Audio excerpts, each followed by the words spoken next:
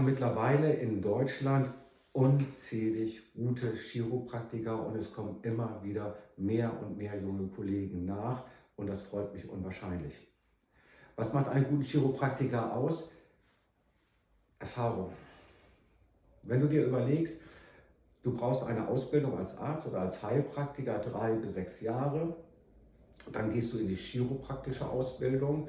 Ich würde sagen, die Basisausbildung sind auch nochmal 2 bis 3 Jahre und dann in der Praxis musst du mindestens 3 bis 5 Jahre üben, ständig wieder Fortbildung machen, dass du dich verbesserst, dass du dich kontrollieren lässt, dass du dein Mindset optimierst. Das macht dann einen guten Chiropraktiker aus. Erfahrung, ich habe jetzt über 25 Jahre Erfahrung und die Erfahrung kann durch keine Fortbildung, durch kein Gespräch ersetzt werden. Also gute Chiropraktiker sind Chiropraktiker.